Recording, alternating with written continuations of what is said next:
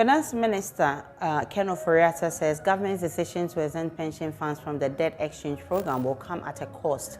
Government designed the program to reduce Ghana's debt burden by 137 billion cedis in 15 years to pave way for an IMF executive board approval. The exemption means government may fail to meet its debt reduction target. Mr. Ofori-Atta says they are exploring other options.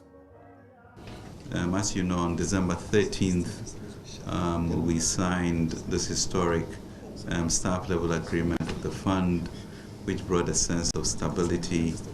Yesterday, as you know, until 4:30 a.m., Parliament passed appropriation and the budget, further bringing confidence as to where we are going. So, of course, the threat of a strike will not have inured to the spirit of the direction of where the nation is going. Obviously, the issue of exempting pension funds from it is at a cost, and we have committed government and labor, organized labor, to work together to ensure that we find means of plugging a hole that should ensure that we return to the 55% threshold. And I think that we are all committed to, because we know it's important to lead us to a board agreement so that we continue with the success that we have. But really, in the spirit of Christmas and the partnership that we have, we want to thank everybody who participated in this on the way forward. The government has done its part with the SLA. Parliament came through very strongly yesterday with the SLA, and Labour today is also showing an accommodation not only to receive the exemptions, but to also work to make sure that we restore to debt sustainability. And we thank you for that. Finance Minister Ken Ofori-Atta says government decision to exempt pension funds from the debt exchange program will come at a cost. Government designed the program to reduce Ghana's debt burden by 137 billion cedis in 15 years to pave way for an IMF executive board. The exemption means government may fail to meet its debt reduction target. Mr. Ofori-Atta says they're exploring other means. Meanwhile, oh, good.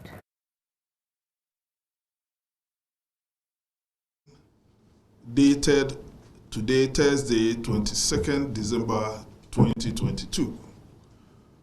Following meetings held at the Ministry of Finance in December 2022 between Government of Ghana, represented by the Ministry of Employment and Labour Relations, Ministry of Finance, and the Ministry of National Security on the one hand, and organized labour stroke associations represented by leadership of all labor unions stroke associations on the other hand, to resolve issues on the exemptions of all pension funds in the domestic debt exchange program announced by government on the 5th of December 2022. Government has decided to grant exemption to all pension funds in the domestic debt exchange program, and government and organized labor will, however, work together to explore mutually beneficial options within debt sustainability limits and to also promote microeconomic stability and economic recovery in the spirit of social partnership. Signed, Ignatius Bafo, Minister of Employment and Labour Relations, Ken Ofori-Atta, Minister of Finance, Anthony Yaba, Doctor, Secretary General, Trades Unions Congress, Ghana for Organized Labour Stroke Associations.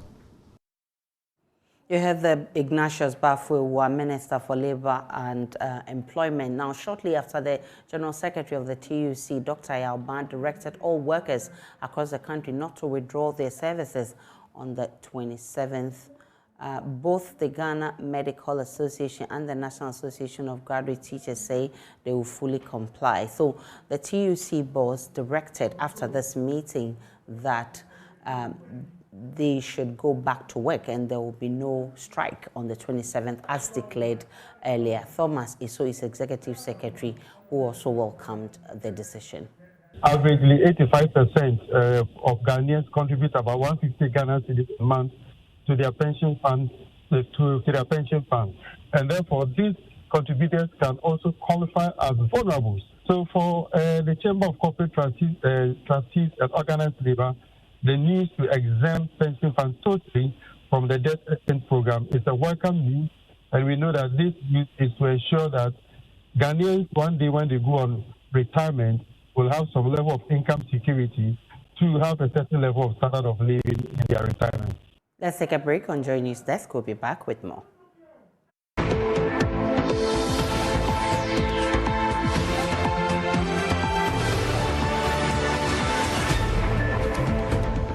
Welcome back to JoyNews Desk. Rice farmers in BMSO number 1 in the Hafwa North Southeast District of the Ashanti region are resisting attempts by illegal miners to ravage their over 30-acre farmlands, but their resolve to push out the illegal miners and save Ghana some local rice seeds appears bleak.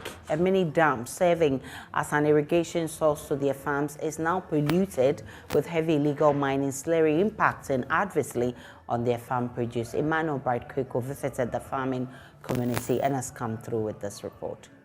A huge illegal mining pit is dug in the middle of a 300-acre rice plantation catered by over 80 farmers at BMSO number 1. The illegal mining activity is happening right behind the home of the Member of Parliament for Hafwa North South constituency.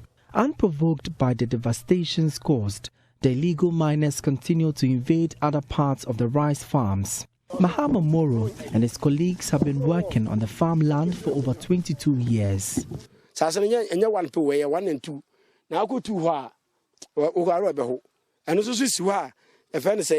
There is solar panel, solar and twins who made good has so. Then you know, much to go, more die or more granted for a bomb, come, and hope a assassin so, and yet, Sasibia.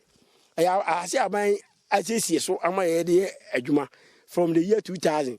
So until we had done this, we will cry. I'm the seed on my. I'm calling I was at 2. Galam say, I see for say, Galam say, a moose can't miss dying.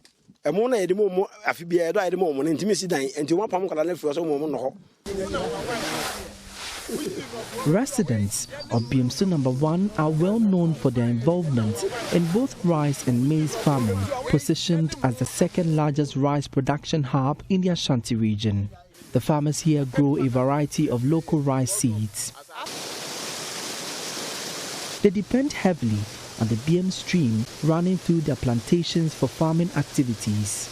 This mini dam was constructed under the S.Y.Alcofor administration. That is according to the farmers over here. It was constructed for irrigation purposes. But unfortunately, the crystal clear water has turned into a milky brown sludge. The highly polluted water has forced the farmers to shut down the irrigation canal, distributing water across their farms. Maize and paddy rice plants along the stream are dying out as a result. President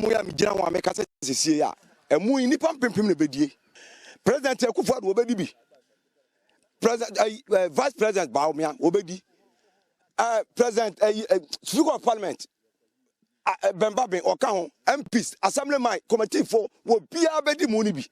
And so Lipa says Ghana, you are not doing it to go. Okoka, Omse ya pepe for. The government's efforts of making the country self-sufficient in rice producing is now threatened as production on the farmlands are depreciating. Then I see you don't 2 times. And I'm saying soon say na saying it. Time and soon to rain season I don't know say yentimin and no view. She said next year. And you bet me as I do if we need to ama a more stock was yenya. Mitimi twa almost be 120 bars. This year, galamsey for no buy no. Mo amtwa 18 bars. 18 bars me so makoji bosia wa amano bank azisia interest a dem anim no enya asem koto wo be 100 million isi am fa kwa be so na akutuaka amo no de metwa metimi nya bi tua meka na skani bi ayeden aka me botomi nya bi hwe me ma school. Many of these farmers are currently out of business, but the few ones struggling for water source are resorting to domestic sources to irrigate and apply fertilizer on their farms.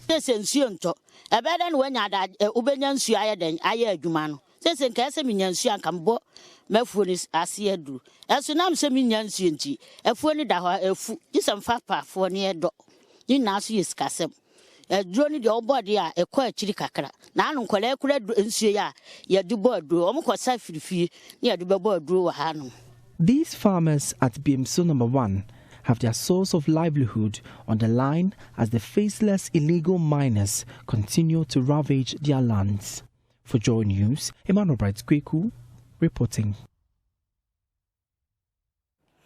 It's an enterprise that was built to create employment for women and became single mothers due to a controversial customary practice that insists in many parts of the Upper East region. More than 20 years of the Zwarungu Single Mothers Rice Processing Center has survived difficult times to become well established. But despite support from both government and non-governmental organizations, the women who work there still struggle to make profits, especially with the current economic crisis in the country. JoyNews correspondent Albert Sori has more. The Zwarungu Single Mothers Rice Processing Center was started in the year 2001 by a group of women who became single mothers due to a rather controversial customary practice which bars a man and a woman from the same community from getting married. The reason behind this practice is that people from the same community may have one descendant and therefore are considered to be brothers and sisters. However, in contradiction to this same belief, amorous relationships between men and women from these same communities are not exactly frowned upon. To put it simply, sexual relations between men and women from these communities are not a taboo, but marriages between them are strictly prohibited. A child born out of such relationships cannot be claimed by the father. By custom, such a child belongs to the father of the woman, and therefore the biological father may choose not to support that child in any way. One of the results of this practice is that the women who give birth to children from this type of relationship find themselves automatically becoming single mothers. The women who started the Single Mothers Rice Processing Center here in the Daborin community of Zwarungu were victims of this old traditional practice. They wanted to come together to support each other to economically empower themselves. So we came together as single mothers because in the communities with the sister-in-bed relationships, most of them are always dropouts. They drop out from school. The man cannot marry you because it's a taboo. Sometimes you cannot marry again because nowadays men don't want to marry women who are already having children. So you'll be rendered hopeless. If you are not able to take care of them, they become street children. Faustina Abagre is a member of the Single Mothers Association and currently runs the Rice Processing Center. She says the center has survived many hurdles over the years to become a well-established enterprise, economically empowering hundreds of women. Also, the association no longer limits membership to women who became single mothers as a result of that traditional practice, but to widows as well. We were more than even 900. We came as Single Mothers Association, but widows are also included. And now we have the women in agriculture, which the women in 7 districts in this region have come together to see how best we can talk to the duty bearers. After farming, what next? Processing. And we need help from the government. So we've come together and we have formed this Women in Agriculture. Olam Food Ingredients, as part of its community programs aimed at improving the livelihood of cashew farmers and their households, is providing technical and infrastructural support on beekeeping to over 100 female dependents of cashew farmers in the Bono East and Savannah regions. The move, according to the branch manager of Olam Food Ingredients, Raul Wayori, is to create sustainable jobs to generate an alternative source of income capable of supporting them during off-cashew seasons. And Asabit has more. A total of 100 female dependents of cashew farmers in the Bono East and Savannah regions have received beekeeping trainings and additional hives and processing equipments as part of Olam Food Ingredients project, which aims at addressing food insecurity and creating sustainable alternative source of livelihood for farmers in rural cashew growing communities. The project, according to the branch manager for OFI, Ruel Kuti Woyori, is implemented in partnership with Costco Wholesale. Today's event is yet another new project that we are bringing on board in beekeeping to support female farmers in general. We are looking at supporting them with bee keeping items, and also to train them so that they are able to engage in this enterprise. And so that is what we are here. The project actually is funded by Costco. Yeah, Costco is going into partnership with OFI to be able to execute this project. He also noted that the move forms part of OFI's corporate social responsibility that aims at eradicating poverty in rural communities, adding that beneficiaries must work on making good use of the training and equipment received.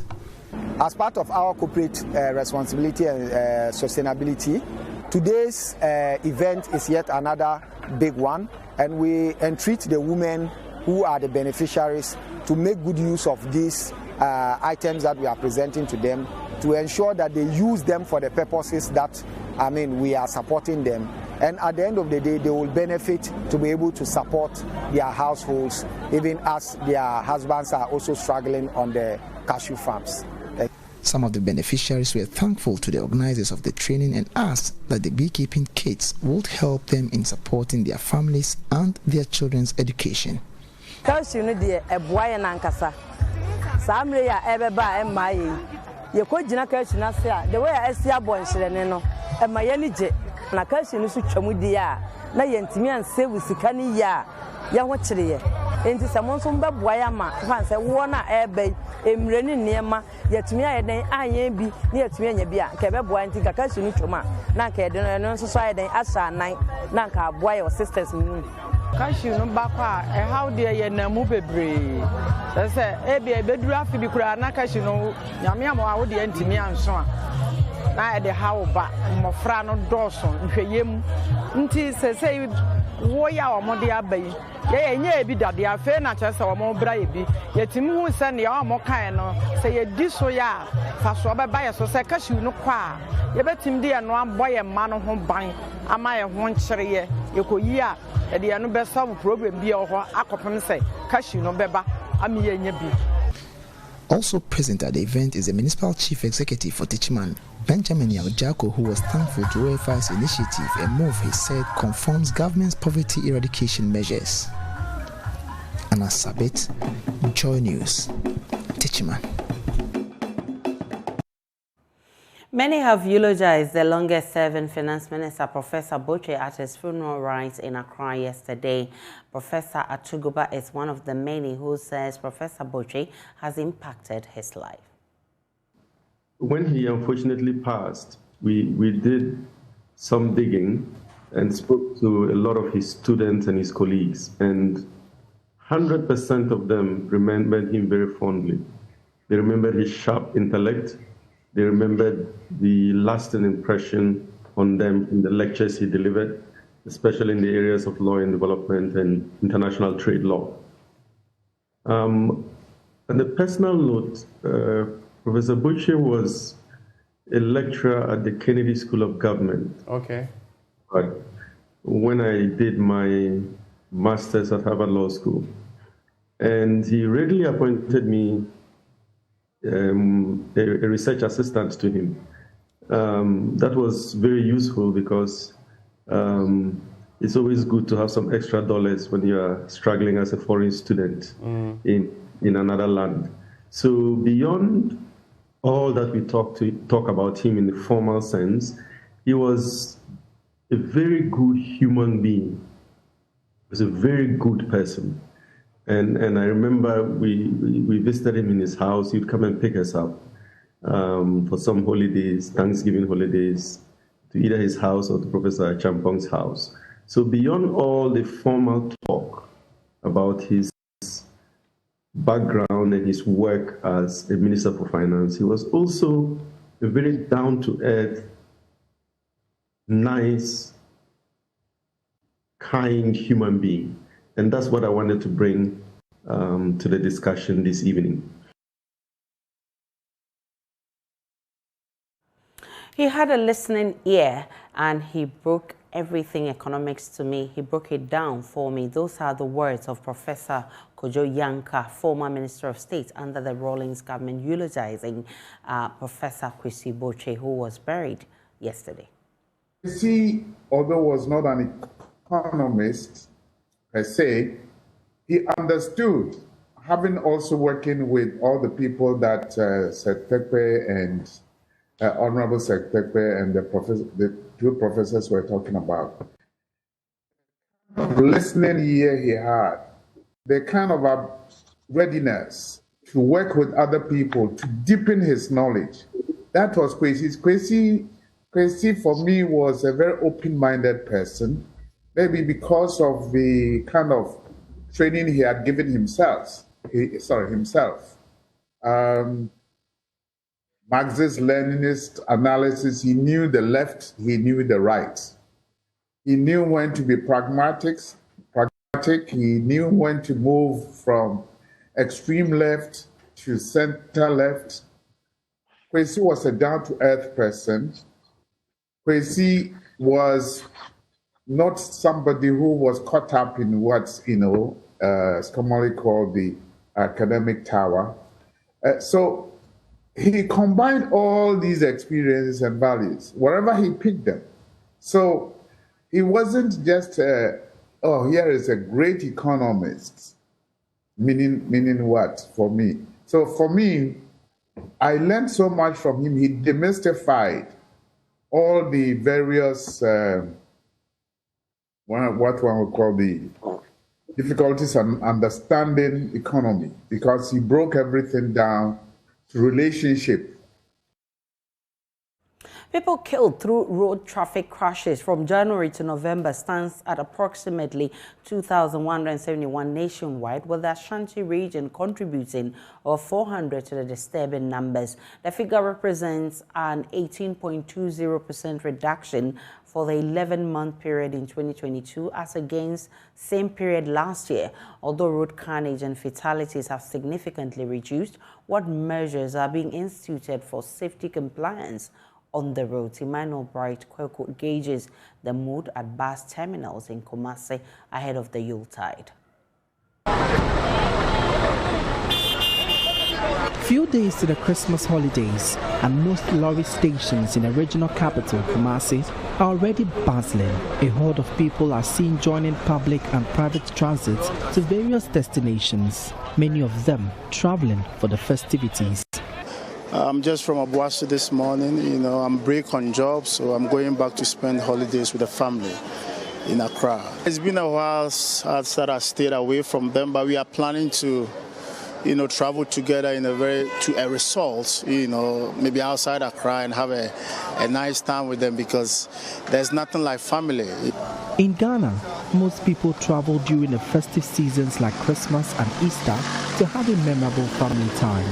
But at the heart of these travels is an uneasy instinct of arriving safe at their destinations. If you cast your minds back in the records, a lot of people lose their life on roads, more than they lose their life by malaria or any deadly disease. During even the festive times like Christmas, we have a lot of people losing their lives so bitterly. And they will say, oh, we're going, but we will come back, but they never return. Because of festive season, you just rush. Because of money, I'm going to throw them and then come back and throw them. Meanwhile, the road is not all that safe.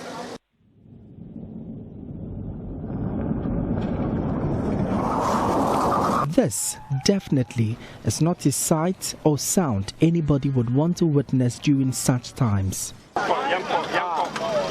In the last 11 months, Ghana has recorded a significant reduction of 7.19% in its road traffic crashes against the same period in 2021.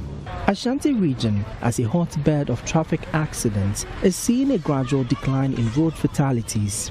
From a figure nearing 600 down to a little over 400, the numbers, despite being an improvement, is worrying.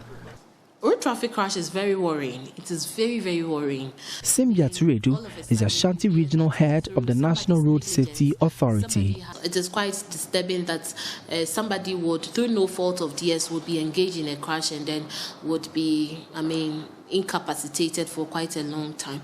And so crashes, damages, injuries and death in total is not good news at all. Fodjo, a driver at the new planned VIP station at Asafo, saying a word of prayer for a safe travel as he and his passengers set off to Accra. Christmas as a season of love, gift-giving and merrymaking is not complete without the lights and sparkles of Christmas tree.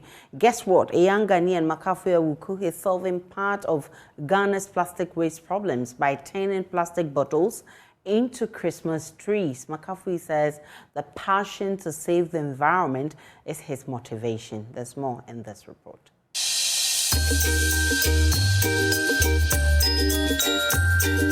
Christmas is a season of gift giving. It is a time many people decorate their houses with lights and at the center of it all, erect Christmas trees. Christmas trees are elegantly decorated. The trees signify the evergreen life brought to humanity through the birth of Christ. That's not all, because some people also use the Christmas tree as a haven for hiding their Christmas gifts. Makafui Awuku, CEO of Macintosh Africa, has been using plastic bottles to create Christmas trees. He explains the motivation behind his innovation. Water, these are, and then climate action. These were the goals that appealed to me. Then I thought plastic pollution is a big problem in Ghana. Over the years, even though we've been doing a lot more, but we've not been able to actually create sustainable solutions to solve the problem. It was 2 months before Christmas. I was like, how about if I try a Christmas tree from bottles? So I did a sketch from somewhere. I was packing the bottles from the office, and then I got a welder to do a frame for me in the form of a tree. And then I went to investigate to find out what I can use to perforate holes in the bottles. I did a few experiments. I figured it out. And then I started weaving. In the morning before I go to work, I weave a bit. In the evening when I come back from work, I weave again. A day before Christmas, I had finished the tree. And then I went to Medina Market to buy lighting, to buy decor. And then I put it up. And then I put it in front of my house. I was living in a compound house in Medina Market.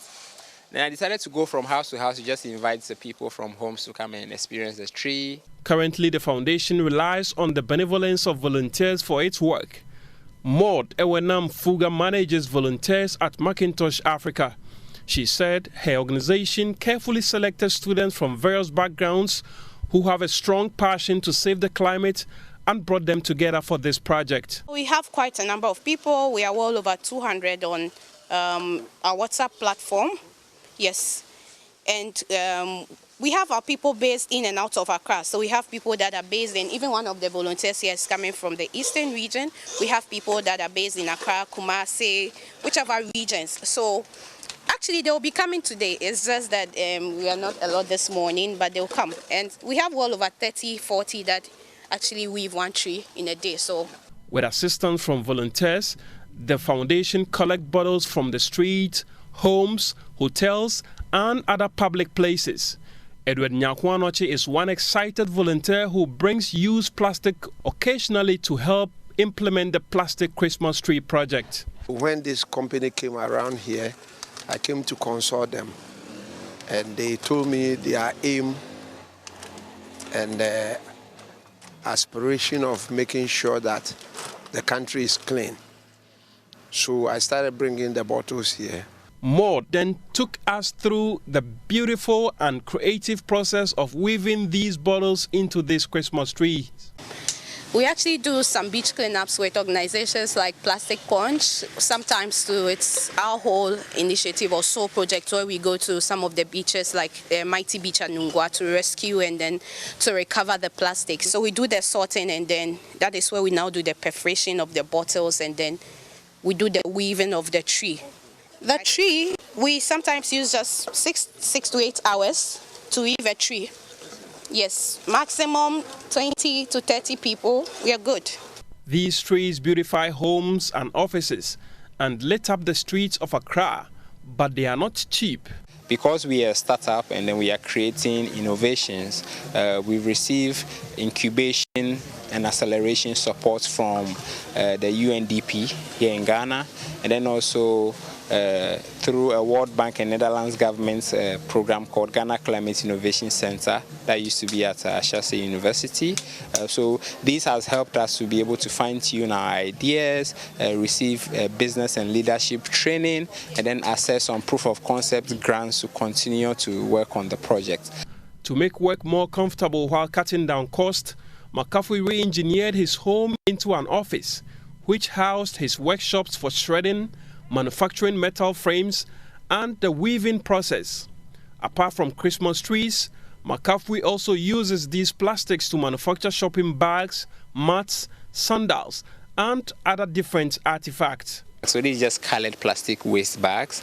You can see the green and the black. And this one is predominantly pure water sachet bags that have been used to make this footwear.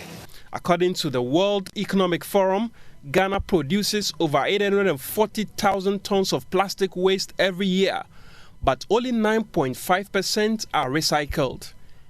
Every year, over 8 million tons of plastics are dumped into the ocean. So as you drink, do not drop the plastics around, because there are fears that by 2050, there will be more plastics in the ocean than fish.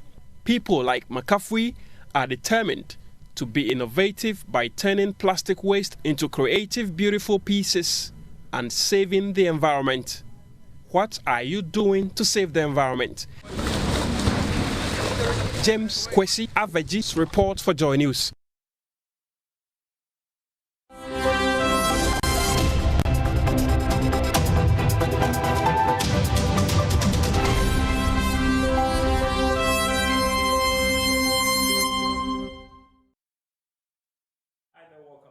My name is Darryl Kwao. A $35.9 million market systems and resilience program has been launched in the Upper West region, aimed at increasing commercialization and profitability of the market actors and strengthening institutional capacity in the agriculture ecosystem. 7 districts in 4 regions in the Northern Belt are to benefit from the program. JoyNews' Upper West correspondent Rafiq Salam has more. The Market Systems and Resilience MSR Activity Program is a 5-year initiative program aimed at increasing inclusive agriculture in 4 regions in the northern Gulf of the country. It is a $35.9 million program implemented by the Agriculture Cooperative Development International, ACDI, and the Volunteers in Overseas Cooperative Assistance, VOCA, an international development nonprofit organization, and funded by USAID. Under the program, farmers will be supported in the cultivation of 9 crops, namely maize, shea, bambara and soya beans, cowpea, groundnuts, horticulture, mango and moringa. Deputy Chief Party for the Market Systems and Resilience Activity Program, Cecil Osai, threw more light on the four main objectives of the program. This grant is part of the bigger project or activity, as USAID calls it now, which is $35.9 million. So the whole program is geared towards improving economic conditions in northern Ghana through agriculture, particularly to improve economic growth that touches on smallholder farmers and all those in the agricultural sector. So we work through bigger farmers to reach smallholder farmers. We work through processors. We work through all those who source material from smallholder farmers or who work with them, providing inputs and other services so that they would also experience the economic growth. First, they will get profits and their enterprises, farms will grow and they will use the profits to invest and they will expand. And when there's a general economic growth, they will also participate and benefit from it. The program held in Wa is the fifth and climax of series of launches held earlier in Accra, Tamale, Nalarogo, and Bolgatanga. It is aimed at sensitizing stakeholders in the agricultural value chain to know more about the program to enable them to take part and benefit from it. Online registration. The multi-million-dollar program it will be led by $6 million grant for prospective applicants. 6 million facility, 5 million open to everybody, including smallholder farmers and processors and buyers and all those people. And then 1 million dedicated for capacity building through our partners. The Market Systems and Resilience Activity Program began in April 2022 and expected to end in 2027. 17 districts in 4 regions in the northern Gulf of the country will benefit from the program. Team lead on the Market Systems and Resilience Activity Program, Michael Amani Ampangosu, spoke on what they expect at the end of the project in 2027. We are looking at 200,000 direct participants by the close of the project 2027. We are looking at about $183 million as in annual sales from these producers and firms. We are looking at about $18.5 million, that's about $18.5 million as investment from this financial institution and other entrepreneurial angles. And we are hoping to also ensure that all these 200,000 participants adapt at least a technology or more to be able to help in this whole drive that we are hoping to achieve. 100 exhibitors in Obuasi are participating in the 2022 edition of the Client Exhibition and Trade Show to promote made-in-Ghana products. The trade show is expected to provide an interconnected avenue for small and medium enterprises to interact with one another, showcase their products, and foster partnerships. Here's more. Over 100 exhibitors based in the mining community are participating in the 5th edition of the trade show. The annual trade show is part of a 10-year socio-economic development plan launched by AngloGold Ashanti to restore and revamp the Obuasi local economy. Exhibitors from diverse industries, including hairdressing, fashion designing, agro-processing, leather and shoemaking, displayed their products eagerly awaiting patronage. Iman Obedu is Sustainability Manager at AngloGold Ashanti Obuasi Mine. The Obuasi Trade Show has been one of the flagship enterprise development activities of AngloGold that consistently we have implemented. And the objective is to be able to create a platform, what we consider a one-stop shop, to bring entrepreneurs, people who have an entrepreneurial abilities, and then people who have the potential of accessing their services and their products. We create a platform where these entities can interact, and ultimately is to be able to drive, sales. It is be able to showcase what people are doing in Obuasi, so that it will also help to drive that economy. The trade show was organized in collaboration with the National Board for Small-Scale Industries and Obuasi Municipal and Obuasi East District Assemblies. Senior advisor at the Ashanti Regional Directorate of the Ministry of Trade and Industry, Enoch Tizi, reiterated calls for patronage of Ghana-made goods. Therefore, the Ministry of Trade and Industry is always elated to see trade shows of this kind that seeks to showcase the potential of manufacturers and artisans as we are seeing here today. These interventions of the Ministry of Trade and Industry, as well as the GEA, will however become a mirage if Ghanaians do not patronize made in Ghana products, which could match any foreign products in terms of quality. Some exhibitors spoke to Love Business. Years ago, they started this business, but we are getting more improvement. From this program, we go to Takrade Trade Fair, Accra Trade Fair with this, and MBSSI has sponsored us, and AG, Good Ashanti. Due to this program, we have been going to some places. It has helped my business because this is the 5th edition, and I joined the 4th, and this is the 5th one. Some people come, they ask about the products, they buy some, when they go, they come back, and they say a lot of things about the products. And because of the trade show, that's why I've come to this far. The trade show is on the theme diversifying the economy of Obuasi through trade promotion. For Joy News, Emmanuel Kweku reporting.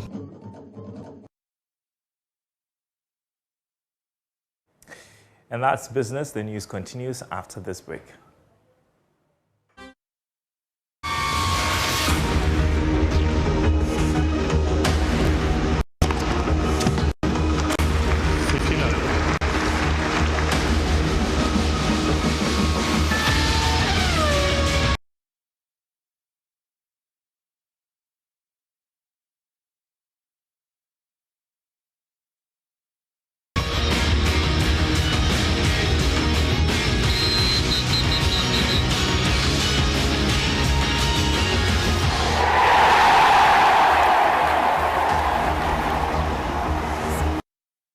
Haruna is here. It's the semi-finals of the Carabao Cup. Quarterfinals. Okay, yes. sure. And the third major trophy in England, aside the English Premier League crown and then the FA Cup. So yesterday, the teams that qualified to the quarterfinals, the draw took place, and we'll see it on your on the screens later. Manchester United will be playing against Charlton Athletic, and Man United, the last time they won the trophy was in 2017. So they'll be hoping to win it this time around. And then yesterday, the big game took place between Manchester City and Liverpool. Okay. And City won by 3-2. They've also qualified to the quarterfinals. So yeah, the draw is on, and we're hoping to see who will be winning the trophy this year. Are you predicting someone? It's too early. It's too early.